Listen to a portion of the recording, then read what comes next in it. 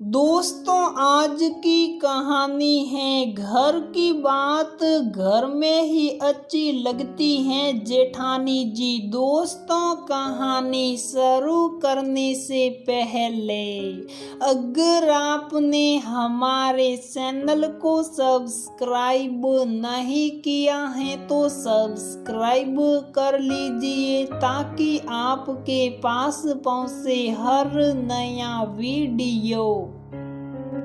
रसोई में नाश्ता बनाती आबा के हाथ मशीन की तरह चल रहे थे और उससे भी तेज चल रहे थे उसके दिमाग में उठते विचार।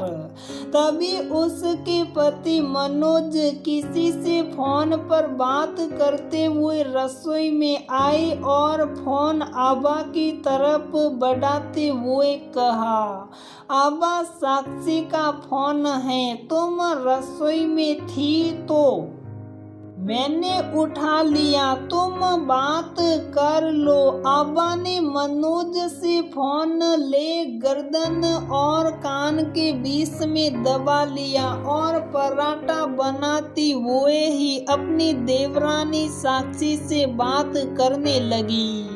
4 या 5 मिनट की बात में आबा सिर्फ हाँ हूँ मैं ही जवाब दे रही थी, लेकिन उसके माथे पर बढ़ती सिकन उसके बढ़ते क्रोध को जता रही थी। फोन पर बात करने के बाद आबा ने जल्दी जल्दी बच्चों का टिफिन पैक कर उन्हें स्कूल भेजा और मनोज को टिफिन पकड़ाते हुए बोली, आपसे मैंने कहा था बड़े भैया को देखने चलते हैं, लेकिन आपने मेरी बात नहीं मानी ना।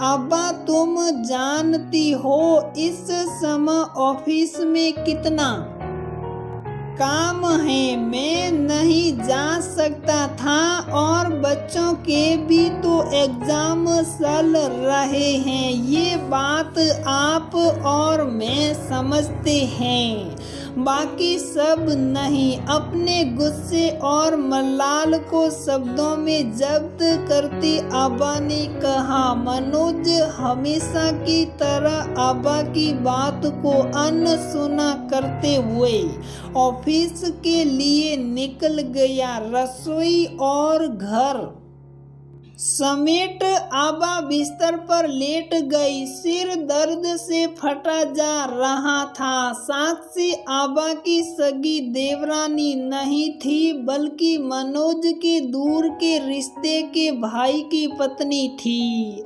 साक्षी की कहीं एक एक बात उसके सिर पर हथौड़े की तरह प्रहार कर रही थी। आबा चाहती तो उसी समय साक्षी को कड़े शब्दों में जवाब दे सकती थी, लेकिन आबा ने उस समय चुप रहना ही बेहतर समझा। पिछले हफ्ते एक्सीडेंट में आबा के जेठ के पैर की हड्डी टूट गई थी।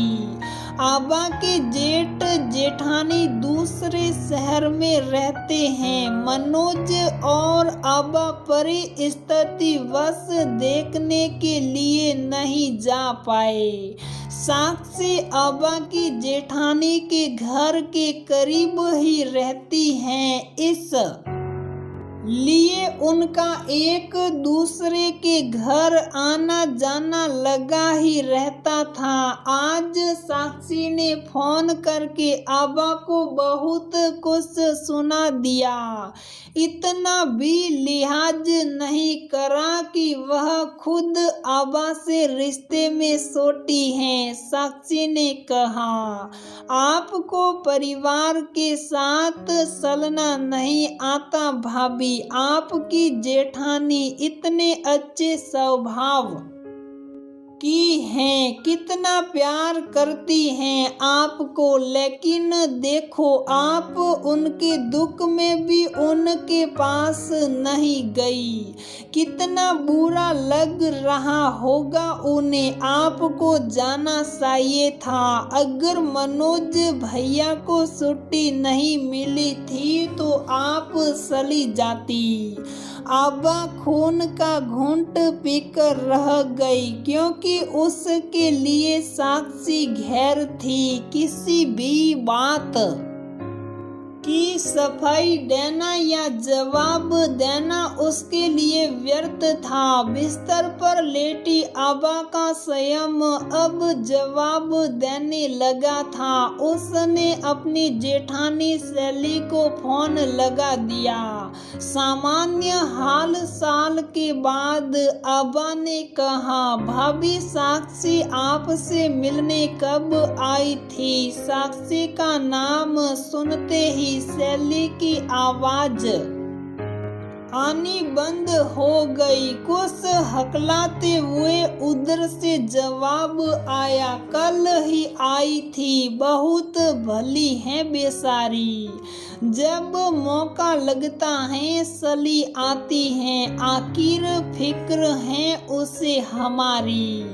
हाँ भाभी सही कह रही हो, उसे ही तो आपकी फिक्र है, तभी तो आप अपने मन का सारा दर्द उसके साथ साझा कर लेती हो।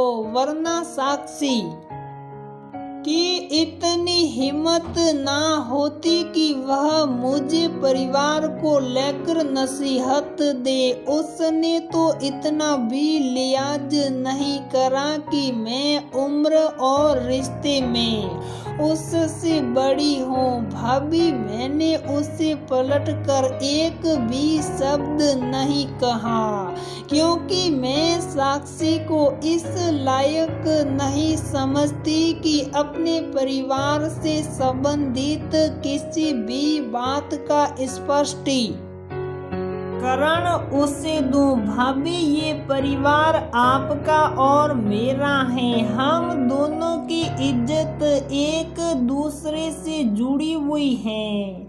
अगर आपको मेरी कोई बात गलत भी लगती है तो आप सीधा मुझसे कहे, इस तरह बाहर वाले से नहीं। आपको क्या लगता है साक्षी ने सिर्फ मुझसे ही ये सब कहा होगा? नहीं, वह हर रिश्तेदार को ये बात मिर्च मसाले के साथ बताएगी। यदि आज उसकी बात सुनकर मैंने आपके बारे में एक भी शब्द कह दिया होता तो यकीन मानिए अब तक आपके पास पहुंचा दिया गया होता। घर की बात घर में ही अच्छी लगती है भाभी। आपके और मेरे रिश्ते में किसी तीसरे की हस्तक्षेप की गुंजाइश नहीं होनी चाहिए। अगर आपको मेरी बात बुरी लगी हो तो छोटी होने के नाते माफी चाहती हूँ, लेकिन फिर भी मेरी बात पर गौर जरूर करना। एक हफ्ते बाद जैसे ही साक्षी ने शैली के घर में कदम रखा, आबा और शैली को साथ में हाथ पकड़ हंसते देख ठिठक गई। अरे साक्षी आ जाओ, उस दिन तुमने फोन ना किया होता तो मुझे तो कभी पता ही नहीं चलता कि मुझे भाभी के पास आना चाहिए। सच में तुम्हारा दिल से धन्यवाद। कहते हुए आबा ने शरारती आंखों से शैली की तरफ देखा और दोनों देवरानी जेठानी एक साथ फिर से हंस पड़ी। तो दोस्तों हमारी ये कहानी यहीं पर समाप्त होती है। अगर आपको हमारी ये कहानी पसंद आती है तो प्लीज वीडियो को लाइक करें, शेयर करें और हमारे चैनल को सब्सक्राइब जरूर करें।